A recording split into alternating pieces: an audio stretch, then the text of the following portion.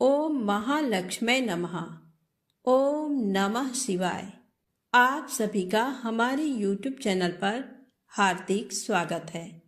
आज आप सुनेंगे मनोरथ पूर्ण करने वाली माता अन्नपूर्णा, माता महालक्ष्मी की कथा, लक्ष्मी चालीसा और आरती।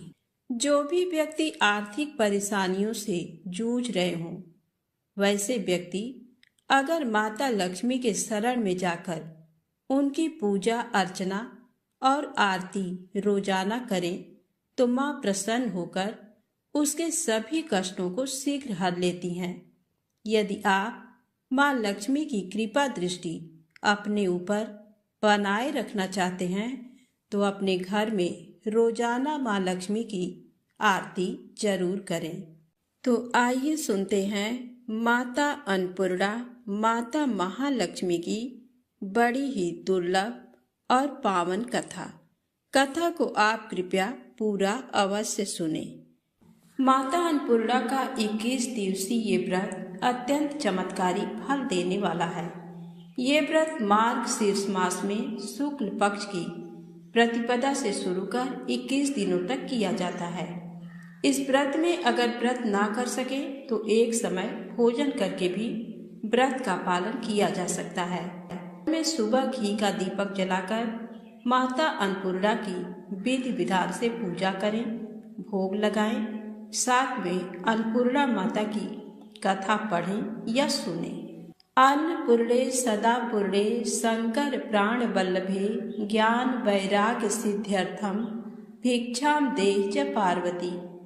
माता च पार्वती देवी पिता देवो महेश्वरः बान्धवा शिवभक्ताश्च स्वदेशो भुवनत्रयम्। एक समय की बात है, काशी निवासी धनंजय की पत्नी का नाम सुलक्षणा था। उसे अन्य सब सुख प्राप्त थे, केवल निर्धनता ही उसके दुख का कारण थी। ये दुख उसे हर समय सताता था। एक दिन सुलक्षणा पति से बोली, स्वामी आप कुछ उद्यम करो तो काम चले। इस प्रकार कब तक काम चलेगा? सुलक्षणा की बात धनंजय के मन में बैठ गई और वह उसी दिन विश्वनाथ शंकर जी को प्रसन्न करने के लिए बैठ गया और कहने लगा, हे देवादिदेव विश्वेश्वर, मुझे पूजा पाठ कुछ आता नहीं है, केवल तुम्हारे भरोसे बैठा हूँ। इतनी विनती करके वह 2-3 दिन भूखा प्यासा बैठा रहा। ये देखकर भगवान शंकर ने उसके कान में अन्नपूर्णा अन्नपूर्णा अन्नपूर्णा इस प्रकार 3 बार कहा। ये कौन क्या कह गया, इसी सोच में धनंजय पड़ गया कि मंदिर से आते ब्राह्मणों को देखकर पूछने लगा, पंडित जी अन्नपूर्णा कौन है? ब्राह्मणों ने कहा, तू अन्न छोड़ बैठा है सो तुझे अन्न की ही बात सूझती है। जा घर जाकर अन्न ग्रहण कर। धनंजय घर गया, स्त्री से सारी बात कही। वह बोली, नाथ चिंता मत करो, स्वयं शंकर जी ने ये मंत्र दिया है, वे स्वयं ही खुलासा करेंगे। आप फिर से जाकर उनकी आराधना करो। धनंजय फिर जैसा का तैसा पूजा में बैठ गया। रात्रि में शंकर जी ने आज्ञा दी, कहा तू पूर्व दिशा में चला जा। वह अन्नपूर्णा माँ का नाम जपता जाता और रास्ते में फल खाता, झरनों का पानी पीता जाता। इस प्रकार कितने ही दिनों तक चलता गया। वहाँ उसे चांदी से चमकती वन की शोभा देखने में आई, सुंदर सरोवर देखने में आया।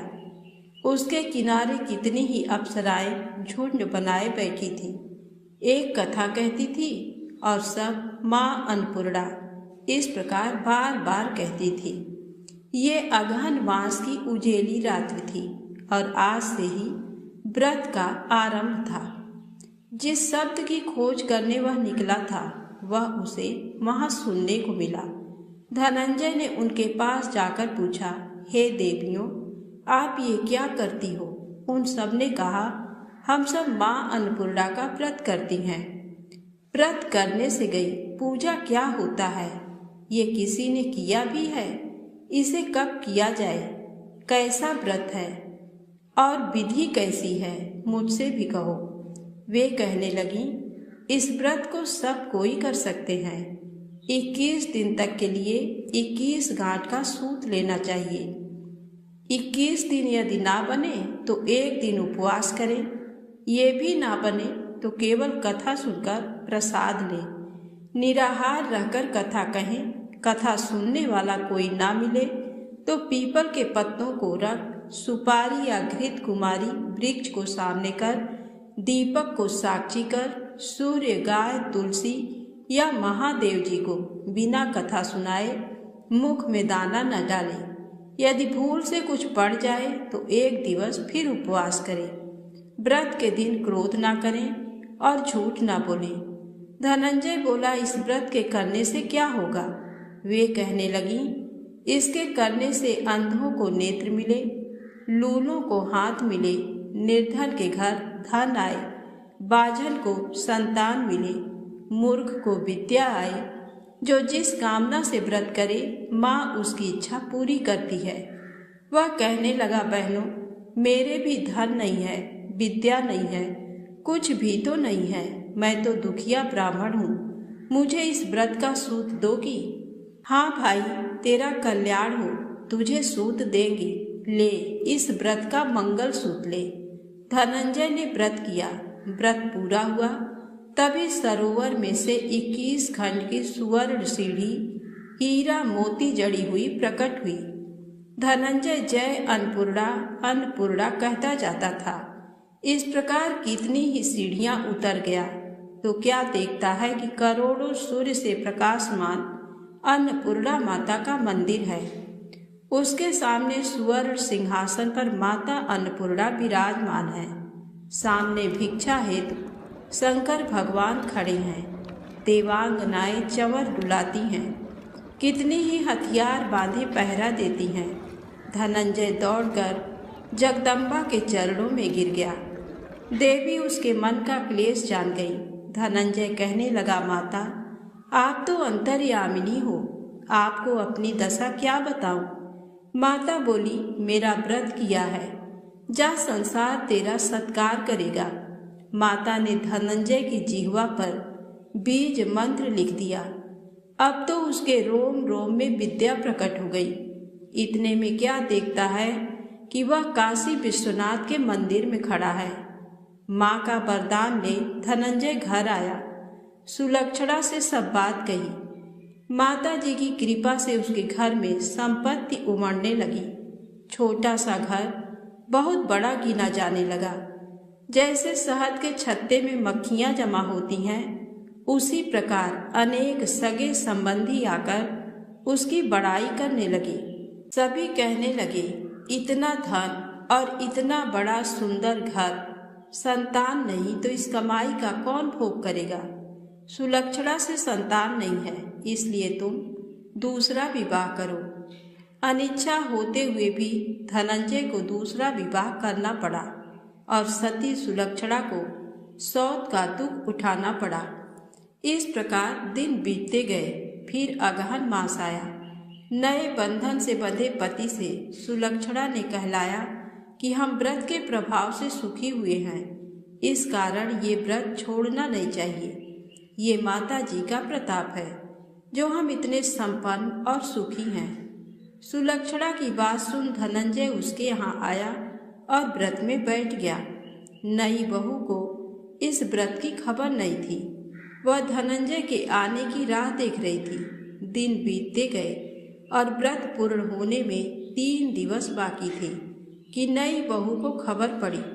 उसके मन में ईर्ष्या की ज्वाला दहक रही थी। सुलक्षणा के घर आ पहुंची और उसने वहां भगदड़ मचा दी। वह धनंजय को अपने साथ ले गई। नए घर में धनंजय को थोड़ी देर के लिए निद्रा ने आ दबाया। इसी समय नई बहू ने उसका व्रत का सूत तोड़कर आग में फेंक दिया। अब तो माता जी का कोप जाग गया। घर में अकस्मात आग लग गई। सब कुछ जलकर खाक हो गया। सुलक्षणा जान गई और पति को फिर अपने घर ले आई। नई बहू रूठकर पिता के घर जा बैठी। पति को परमेश्वर मानने वाली सुलक्षणा बोली, नाथ, घबराना नहीं, माता जी की कृपा अलौकिक है। पुत्र कुपुत्र हो जाता है पर माता कुमाता नहीं होती। अब आप श्रद्धा और भक्ति से आराधना शुरू करो, वे जरूर हमारा कल्याण करेंगी। धनंजय फिर माता के पीछे पड़ गया। फिर वही सरोवर सीढ़ी प्रकट हुई, उसमें माँ अन्नपूर्णा कहकर वह उतर गया। वहां जा माता जी के चरणों में रुदन करने लगा। माता प्रसन्न हो बोली, ये मेरी स्वर्ण की मूर्ति ले, उसकी पूजा करना, तू फिर से सुखी हो जाएगा। जा, तुझे मेरा आशीर्वाद है। तेरी स्त्री सुलक्षणा ने श्रद्धा से मेरा व्रत किया है, उसे मैंने पुत्र दिया है। धनंजय ने आंखें खोली तो खुद को काशी विश्वनाथ के मंदिर में खड़ा पाया। वहां से फिर उसी प्रकार घर को आया। इधर सुलक्षणा के दिन चढ़े और महीने पूरे होते ही पुत्र का जन्म हुआ। गांव में आश्चर्य की लहर दौड़ गई, मानता आने लगा। इस प्रकार उसी गांव के निसंतान सेठ के पुत्र होने पर उसने माता अन्नपूर्णा का मंदिर बनवा दिया। उसमें माताजी धूमधाम से पधारी, यज्ञ किया और धनंजय को मंदिर के आचार्य का पद दे दिया। जीविका के लिए मंदिर की दक्षिणा और रहने के लिए बड़ा सुंदर सा भवन दिया। धनंजय स्त्री पुत्र सहित वहां रहने लगा। माता जी की चढ़ावे में भरपूर आमदनी होने लगी। उधर नई बहू के पिता के घर डाका पड़ा, सब लुट गया। वे भीख मांगकर पेट भरने लगे।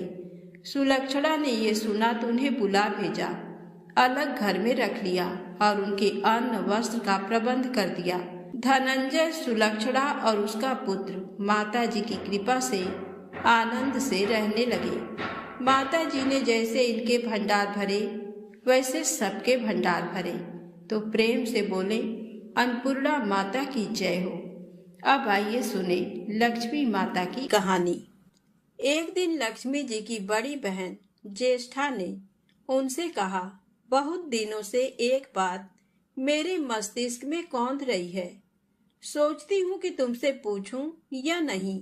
लक्ष्मी जी ने मुस्कुरा कर कहा, ऐसी क्या बात है बहन, मन में जो कुछ भी है निसंकोच पूछो। वैसे भी कोई बात मन में न रखकर उसका समाधान कर लेना ही बुद्धिमानी है। तब अलक्ष्मी ने कहा, मैं अक्सर यही सोचती रहती हूँ कि सुंदरता में हम दोनों बराबर हैं, फिर भी लोग तुम्हारा आदर करते हैं और मैं जहाँ भी जाती हूँ वहाँ उदासी छा जाती है।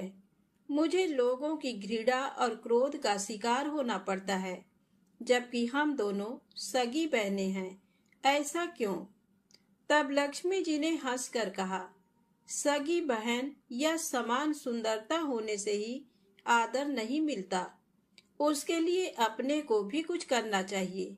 लोग मेरा आदर इसलिए करते हैं क्योंकि मैं उनके घर पहुंचते ही सुख के साधन जुटा देती हूँ। संपत्ति और वैभव से आनंदित होकर लोग मेरा उपकार मानते हैं, तभी मेरी पूजा करते हैं। उधर तुम्हारा ये हाल है कि जिसके यहाँ भी तुम जाती हो उसको गरीबी, रोग और आपदा सहनी पड़ती है। इसी वजह से लोग तुमसे घृणा करते हैं, कोई आदर नहीं करता। आदर पाना है तो दूसरों को सुख पहुंचाओ। ज्येष्ठा को लक्ष्मी जी की बात चुभ गई। उन्हें लगा कि लक्ष्मी को अपनी महिमा का अभिमान हो गया है। उन्होंने तड़प कर कहा, लक्ष्मी, तुम मुझसे हर बात में छोटी हो, अवस्था में भी और प्रभाव में भी। मुझे उपदेश देने का भी विचार न करो। अगर तुम्हें अपने वैभव का अहंकार है तो मेरे पास भी अपना एक प्रभाव है। मैं जब अपनी पर आ जाऊं तो तुम्हारे करोड़पति भक्त को भी पल भर में भिखारी बना दूं। इतना सुनकर लक्ष्मी जी को हंसी आ गई और कहने लगी, बहन, तुम बड़ी हो इसलिए कुछ भी कह लो, लेकिन जहां तक प्रभाव की बात है मैं तुमसे कम नहीं हूँ। जिसको तुम भिखारी बनाओगी उसे मैं दूसरे दिन रंक से फिर राजा बना दूंगी। मेरी महिमा का अभी तुम्हें पता ही कहाँ है। अलक्ष्मी ने कहा, और तुम्हें भी मेरी महिमा का पता ही नहीं है। जिसकी तुम सहायता करोगी उसे मैं दाने दाने के लिए भी मोहताज कर दूंगी। लक्ष्मी जी ने कहा, देखो बहन, दाने दाने के लिए तुम उसे मोहताज कर सकती हो जिससे मैं रूठ जाऊं, जिसके सिर पर मेरा बरद हस्त ना हो, उसका तुम कुछ भी बिगाड़ सकती हो। परंतु जिस पर मेरी कृपा दृष्टि है, उसका कोई भी बाल तक बांका नहीं कर सकता। अगर तुम अपना प्रभाव दिखाने को इतनी ही उतावली हो रही हो, तो कल अपना प्रभाव दिखाकर देख लेना। अलक्ष्मी बोली, ठीक है, बोलो कहाँ चलें? तब माता लक्ष्मी ने कहा, दूर क्यों जाएं? पास ही के गांव में एक ब्राह्मण रहता है, उसका नाम है दीनानाथ। वह हर रोज मंदिर में पूजा करने जाता है और मेरा पक्का भक्त है।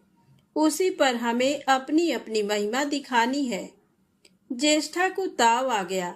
उन्होंने हाथ झटक कर कहा, ठीक है, देख लेना, कल तुम्हारा सिर ही झुक जाएगा। कहकर वह एक ओर चली गईं। लक्ष्मी जी वहीं खड़ी बहन के क्रोध और अहंकार पर मुस्कुराती रहीं। दूसरे दिन दोनों बहनें गांव के विष्णु मंदिर में पहुंची। उन्होंने वेश बदल रखा था। साधारण स्त्रियों की तरह वे दोनों मंदिर के द्वार पर बैठ गईं। लोगों ने देखा तो अवश्य, लेकिन किसी ने उनकी ओर कोई खास ध्यान नहीं दिया। ध्यान देने वाली कोई खास बात थी भी नहीं। वह मंदिर था और वहां हर रोज दीन दुखी आते जाते रहते थे। वहां आने वाले सभी किसी न किसी परेशानी में घिरे रहते थे। फिर भला उन्हें किसी दूसरे की परेशानी से क्या सरोकार हो सकता था। थोड़ी देर बाद वहां दीनू पंडित आया। दोनों बहनों की नजरें उस पर जम गईं। पूजा करके जब वह लौटने लगा तो ज्येष्ठा ने कहा, लक्ष्मी, वह तुम्हारा भक्त आ रहा है, बन पड़े तो कोई सहायता करो। माता लक्ष्मी ने कहा, हाँ करती हूँ। लक्ष्मी जी ने एक पोला बांस दीनू के रास्ते में रख दिया, जिसमें मोहरे भरी हुई थी। ज्येष्ठा ने बांस को छूकर कहा, अब तुम मेरा प्रभाव भी देख लेना। पूजा करके लौट रहे दीनू ने रास्ते में पड़ा हुआ वह बांस का टुकड़ा उठा लिया। उसका विचार था कि वह किसी काम आ जाएगा। घर में 100 जरूरतें होती हैं। अभी वह पंडित कुछ ही आगे बढ़ा था कि उसे एक लड़का मिला।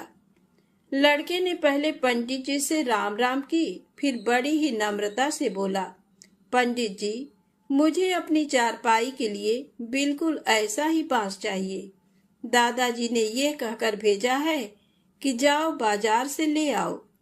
ऐसा बांस पंडित जी कहाँ मिलेगा? दीनू ने कहा, मैंने मोल नहीं लिया, रास्ते में पड़ा था सो उठा लाया। लो, तुम्हें जरूरत है तो तुम ही रख लो। वैसे बाजार में 1 रुपए से कम का नहीं है। लड़के ने चवन्नी देते हुए कहा, मगर मेरे पास तो ये चवन्नी ही है पंडित जी। अभी तो आप इसे ही रखिए, बाकी 12 आने शाम को दे जाऊंगा। पंडित जी खुश थे कि बिना किसी हील हुज्जत के रुपया कमा लिया।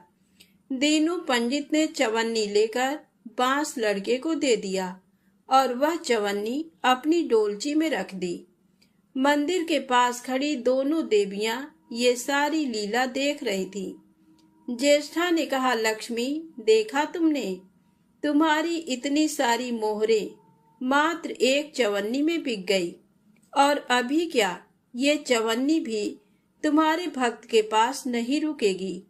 चलो उसके पीछे चलते हैं और देखते हैं कि क्या होता है। दोनों बहनें दीनू के पीछे पीछे चलने लगीं। एक तालाब के पास दीनू ने डोलची रख दी और कमल के फूल तोड़ने लगा। उसी बीच एक चरवाहे का लड़का आया और डोलची में रखी हुई चवन्नी लेकर भाग गया। दीनू को पता ही नहीं चला। फूल तोड़कर वह अपने घर चलने लगा। इतने में वही लड़का आता हुआ दिखाई दिया जिसने चवन्नी देकर उससे बांस ले लिया था। करीब आकर वह बोला, पंडित जी, ये बांस तो बहुत वजनी है। दादाजी ने कहा है कि कोई हल्का बांस चाहिए, इसकी चारपाई ठीक न होगी। ये लीजिए, आप अपना बांस वापस ले लीजिए। कहकर उसने बांस पंडित जी के हवाले कर दिया। दीनू ने बांस ले लिया, लेकिन चवन्नी तो डोलची में थी ही नहीं। तब उसने कहा, बेटा, चवन्नी तो कहीं गिर गई, तुम मेरे साथ घर चलो, वहां दूसरी दे दूंगा। इस समय मेरे पास एक भी पैसा नहीं है। तब आप जाइए, मैं शाम को आकर घर से ले लूंगा। ऐसा कहकर लड़का अपनी राह लौट गया। बांस फिर से पंडित जी के ही पास आ गया और लक्ष्मी जी हौले से मुस्कुराईं। उनको इस प्रकार मुस्कुराते देखकर ज्येष्ठा मन ही मन में जल उठी। वह बोली, अभी तो खेल शुरू ही हुआ है, देखती चलो कि मैं इसे कैसे तिगनी का नाच नचाती हूँ। दीनू बेचारा इन सब बातों से बेखबर अपनी ही धुन में आगे बढ़ा चला जा रहा था। उसे क्या पता था कि वह शतरंज का मोहरा बना हुआ है। वह तो धूप छांव की भांति दोनों बहनों का प्रभाव सहता चुपचाप चला जा रहा था। आगे चलकर गांव का एक अहीर मिला। उसने दीनू को चवन्नी वापस करते हुए बताया, पंडित जी, मेरा लड़का आपकी डोलची से ये चवन्नी उठा लाया था। वह बड़ा ही शैतान है। मैं आपकी वही चवन्नी लौटाने आया हूँ। हो सके तो उस शैतान को माफ कर दीजिएगा। दीनू ने आशीर्वाद देकर चवन्नी ले ली और प्रसन्न मन से उस लड़के को पुकारने लगा, जो शाम को घर आकर चवन्नी लेने की बात कहकर लौटा जा रहा था। आवाज सुनकर लड़का लौट आया। अपनी चवन्नी वापस पाकर वह भी प्रसन्न हो गया। दीनू पंडित निश्चिंत मन से घर की ओर बढ़ने लगा। उसके एक हाथ में पूजा की डोलची थी और दूसरे में वही 5 हाथ का लंबा बांस। राह चलते दीनू पंडित सोच रहा था, बांस तो काफी वजनी है तो मजबूत भी होगा, क्योंकि ठोस है। इसे दरवाजे के छप्पर में लगा दूंगा, कई साल के लिए बल्ली से छुटकारा मिल जाएगा। ज्येष्ठा को उसके विचार पर क्रोध आ गया। लक्ष्मी जी के प्रभाव से दीनू को लाभ होता देख वह मन ही मन बुरी तरह जली जा रही थी। जब उन्होंने देखा कि पंडित का घर करीब आ गया है, तो कोई उपाय न पाकर उन्होंने दीनू को मारने का विचार किया। उन्होंने कहा, लक्ष्मी, धन संपत्ति तो मैं छीन ही लेती हूँ, अब तुम्हारे भक्त के प्राण भी ले लूंगी। देखो वह किस तरह तड़प तड़प कर मरता है। और वह तुरंत सांप बनकर दीनू की ओर दौड़ पड़ी। लक्ष्मी जी को तनिक भी घबराहट नहीं हुई। वह उसी तरह खड़ी मुस्कुराती रही। सहसा दीनू चौंक पड़ा। एक भयानक सांप फन उठाए उसकी ओर झपट रहा था। प्राण तो सभी को प्रिय होते हैं, उपाय रहते कोई अपने को संकट में नहीं पड़ने देता। दीनू ने पगडंडी वाला रास्ता छोड़ दिया और एक ओर को भागने लगा, लेकिन सांप बनी ज्येष्ठा उसे भला कहाँ छोड़ने वाली थी। वह तो उस गरीब के प्राणों की प्यासी हो चुकी थी। वह भी दीनू के आगे पीछे दाएं बाएं बराबर दौड़ती ही रही। दीनू घबरा गया। उसने हाथ जोड़कर कहा, नाग देवता, मैंने तुम्हारा कुछ नहीं बिगाड़ा, शांति से अपनी राह लौट जाओ। आखिर क्यों मुझ गरीब के पीछे पड़े हो? व्यर्थ में किसी ब्राह्मण को सताना अच्छी बात नहीं है। लेकिन वह नाग तो ज्येष्ठा का रूप था, जो दीनू को किसी भी तरह से डसना चाहता था। प्रार्थना पर कुछ भी ध्यान न देकर वह सांप एक बारगी फुफकारता हुआ झपट पड़ा। जब दीनू ने देख लिया कि बिना संघर्ष किए अब जान नहीं बचेगी, तो उसने प्राण रक्षा के लिए भरपूर जोर लगाकर वही बांस सांप के ऊपर दे मारा। धरती से टकराते ही बांस के दो टुकड़े हो गए और उसके भीतर भरी हुई मोहरें खन खनाकर बिखर गईं, जैसे लक्ष्मी जी हंस रही हों। दीनू के मुंह हैरतपूर्ण चीख सी निकली। अरे! थोड़ी देर के लिए वह ठगा सा खड़ा आंखें फाड़े उन मोहरों की ओर देखता रहा। एक पल के लिए तो वह सांप को भूल ही गया, परंतु फिर जैसे उसे झटका सा लगा। सांप का ध्यान आते ही उसने उसकी ओर गर्दन घुमाई तो देखा कि बांस की चोट से सांप की कमर टूट गई है और वह लहूलुहान अवस्था में झाड़ी की ओर भागा जा रहा है। दूसरे क्षण वह मोहरों पर लौट गया और कहने लगा, तेरी जय हो लक्ष्मी माता। जीवन भर का दारिद्र्य आज दूर हो गया। तेरी महिमा कौन जान सकता है। चलो अब घर में बैठकर तुम्हारी पूजा आरती करूंगा। और फिर जल्दी जल्दी उसने सारी मोहरें अंगोछे में बांध दी और लंबे लंबे कदमों से घर की ओर चल दिया। पीछे एक पेड़ की छाया में खड़ी लक्ष्मी अपनी बहन ज्येष्ठा से मुस्कुरा कर पूछ रही थी, कहो बहन, सच बताना, बड़प्पन की था मिली कि अभी नहीं। बड़प्पन किसी को कुछ देने में ही है, उससे छीनने में नहीं। ज्येष्ठा ने कोई उत्तर नहीं दिया। वह चुपचाप उदास खड़ी रही। लक्ष्मी जी ने उनका हाथ पकड़कर कहा, फिर भी हम दोनों बहनें हैं, जहाँ रहेंगी साथ ही रहेंगी। आओ अब चले।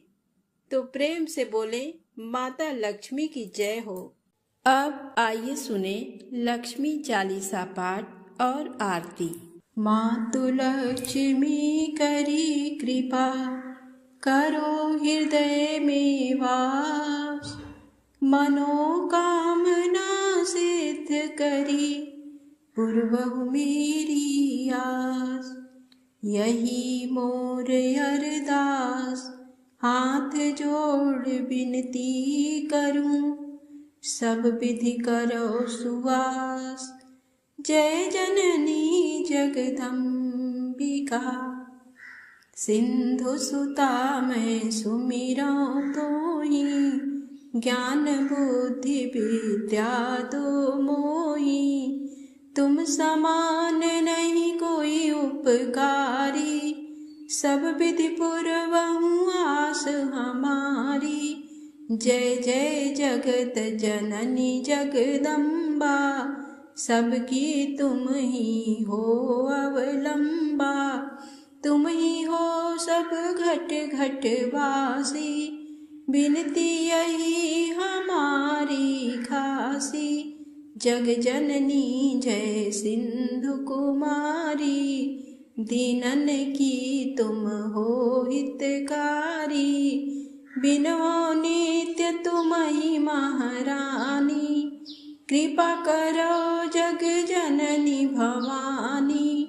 केहि विधिया स्तुति करौ तिहारी, सुध लीजय अपराध बिसारी।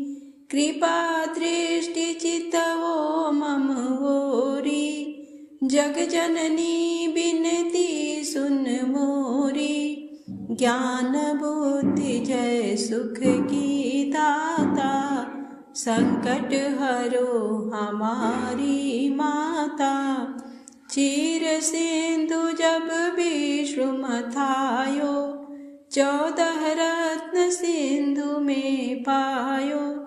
14 रत्न में तुम सुख राशि, सेवा कियो प्रभु बनि दासी। जब जब जन्म जहाँ प्रभु लीना, रूप बदलता सेवा कीन्हा। स्वयं विष्णु जब नर तनु धारा, लिन्हेउ अवधपुरी अवतारा। तब तुम प्रकट जनकपुर माही, सेवा कियो हृदय पुलकाही। अपनाया तो ही अंतर्यामी, विश्व विदित त्रिभुवन की स्वामी, तुम सम प्रबल शक्ति नहीं आनी। कहला महिमा कहाँ बखानी, मन क्रम वचन करे सेवकाई। मन इच्छित वांछित फल पाई, तजी छल कपट और चतुराई। पूजहि विविध भांति मन लाई, और हाल मैं कहाँ बुझाई। जो यह पाठ करे मन लाई, ताको कोई कष्ट न होई। मन इच्छित पावे फल सोही, त्राहि त्राहि जय दुख निवारिणी। त्रिविध ताप भव बंधन हारिणी, जो चालीसा पढ़े पढ़ावे। ध्यान लगा कर सुने सुनावे, ताको कोई न रोग सतावे। पुत्र आदि धन संपत्ति पावे, पुत्रहीन अरु संपत्तिहीना। अंध बधिर कोढ़ी अति दीना, विप्र बुलाए के पाठ करावे। शंका दिल में कभी न लावे, पाठ करावे दिन चालीसा। तापर कृपा करें गौरीसा, सुख संपत्ति बहुत सी पावे। कमी नहीं काहू की आवे, 12 मास करे जो पूजा। तेहि सम धन्य और नहीं दूजा। प्रतिदिन पाठ करे मन माही, उन सम कोई जग में कहूँ नाही। बहुविधि क्या मैं करूँ बड़ाई, ले परीक्षा ध्यान लगाई। कर विश्वास करे व्रत नेमा, होय सिद्धि उपजय उर प्रेमा। जय जय जय जय लक्ष्मी भवानी, सब में व्यापित हो गुण खानी। तुम्हरो तेज प्रबल जग माही, तुम सम को दयालु कहूँ नाही। मोहि अनाथ की सुधि अब लीजे, संकट काटि भक्ति मोहि दीजे। भूल चूक करी क्षमा हमारी, दर्शन दीजे दशा निहारी। बिन दर्शन व्याकुल अधिकारी, तुम ही अछत दुख सहते भारी। नहीं मोहि ज्ञान बुद्धि है तन में, सब जानत हो अपने मन में। रूप चतुर्भुज करके धारण, कष्ट मोर अब करऊँ निवारण। केहि प्रकार मैं करऊँ बड़ाई, ज्ञान बुद्धि मोहि नहीं अधिकाई। त्राहि त्राहि दुख हारिणी, हरो बेगी सब त्रास। जयति जयति जय लक्ष्मी, करु शत्रु को नाश। दास सदा धरि ध्यान नित, विनय करत कर जोर। मातु लक्ष्मी दास पर, करहूँ दया की को। ओम जय लक्ष्मी माता, मैया जय लक्ष्मी माता। तुमको निस दिन सेवत हर विष्णु विधाता। ओम जय लक्ष्मी माता, उमा रमा ब्रह्माणी तुम ही जग माता। सूर्य चंद्रमा ध्यावत सूर्य चंद्रमा ध्यावत नारद ऋषि गाता। ओम जय लक्ष्मी माता दुर्गा रूप निरंजनी सुख संपत्ति दाता। जो कोई तुमको ध्याता जो कोई तुमको ध्याता रिद्धि सिद्धि धन पाता। ओम जय लक्ष्मी माता तुम पाताल निवासिनी तुम ही शुभदाता। कर्म प्रभाव प्रकाशिनी कर्म प्रभाव प्रकाशनी भवनिधि की त्राता। ओम जय लक्ष्मी माता जिस घर में माँ रहती सब सद्गुण आता। सब संभव हो जाता सब संभव हो जाता मन नहीं घबराता।